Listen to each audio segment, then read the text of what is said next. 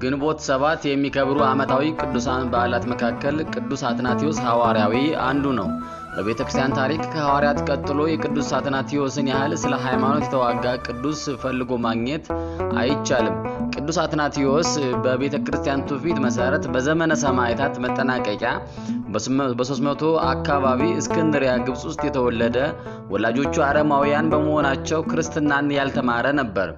ሕፃን እያለ ለጨዋታ ከቤቱ ሲወጣ የክርስቲያን ልጆች ሃይማኖታዊ ጨዋታ ሲጫወቱ ተመለከተ።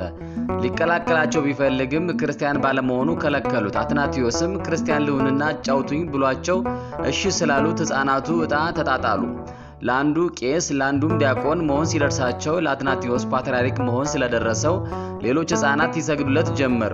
በአጋጣሚ ሕፃናቱ ይህን ሁሉ ሲያደርጉ የወቅቱ ፓትርያርክ ቅዱስ እለእስክንድሮስ በመገረም ያያቸው ነበርና ለሕፃኑ አትናቴዎስ ትንቢት ተናገረለት። ከዚያም የአትናቴዎስ አባቱ ሲሞት ሊቀ ጳጳሱ ከእናቱ ወስዶ አጥምቆ የሚገባውን መንፈሳዊ ትምህርት በልቦናው ሁሉ ቀረጸበት። ከዚህ በኋላ ዲቁና ሹሞ አስተምር አለው። ምንም ሕፃን ቢሆን ከሊቅነቱ ካመላለሱና ከአንደበቱ ጣፋጭነት የተነሳ የሰማው ሁሉ ይደነቅ ነበር፣ ጸጋ እግዚአብሔር በእርሱ ላይ አድራለችና። ቅዱስ አትናቴዎስ ሊቁ ዲቁና በተሾመ ወራት አርዮስ ቤተክርስቲያንን በመረበሹ ኒቂያ ላይ 318 ሊቃውንት ሲሰበሰቡ ጸሐፊ አድርገው ሾሙት። በጊዜው በእድሜው በየስንት ጊዜ ትልቁ የሚሆን አርዮስ ተከራክሮ ምላሽ አሳጣው። ቅዱስ አትናቴዎስ ከሊቃውንቱ ጋር ሆኖ ኢየሱስ ክርስቶስ አምላክ ወልደ አምላክ እግዚአብሔር መሆኑን በአደባባይ መሰከረ። ጸሎተ ሃይማኖትንም ያረቀቀው እርሱ ነው። ከዚህ በኋላ የእስክንድርያ ወይም የግብጽ 20ኛ ፓትርያርክ ሆኖ ተሾመ። ቤተክርስቲያን በመልካም እረኝነት ለ48 ዓመታት ሲመግብ ብዙ መከራዎችን ተቀበለ። ለ5 ጊዜ ከመንበሩ አፈናቅለው ወደ በረሃ ሲያግዙት በስደት ከ15 ዓመታት በላይም አሳልፏል። በተሰደደባቸው ቦታዎች መከራን እየተቀበለ ያላመኑትን አሳምኗል። በጎቹ እንዳይባዝኑበት ደግሞ በጦማር ወይም በደብዳቤ ይጠብቃቸው ነበር። ዛሬ በሃይማኖተ አበው የምናገኘው ቃለ ሃይማኖት በዚህ ዘመን የተጻፈ ነው። በወቅቱ የነበረው ንጉሥ ትንሹ ቆስጠንጢኖስ የአባቱን ታላቁ ቆስጠንጢኖስን ዕረፍት ተከትሎ ነገሰ። ወዲያውም አርዮሳዊ መናፍቅ ሆነ። ሃይማኖታቸው የቀና አባቶችንም ያሳድድ ገባ።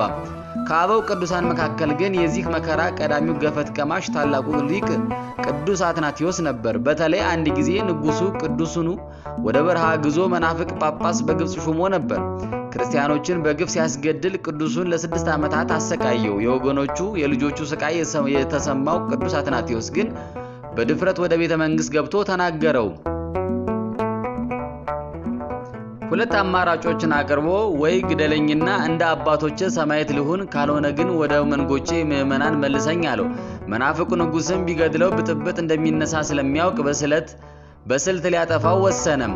ቀዛፊ መቅዘፊያ ምግብና ውሃ በሌላት ጀልባ ውስጥ ከቶ ሜዲተራኒያን ባህር ውስጥ ጣለው። ድንገት ግን ከሰማይ ጌታችን መላእክቱን አስከትሎ ወረደ። ሚካኤልና ገብርኤል ባህሩን የቀዘፉ ሌሎች መላእክት እየመገቡት በዚች ቀን እስክንድርያ ወይም ግብጽ አድርሰውት ተሰውረዋል።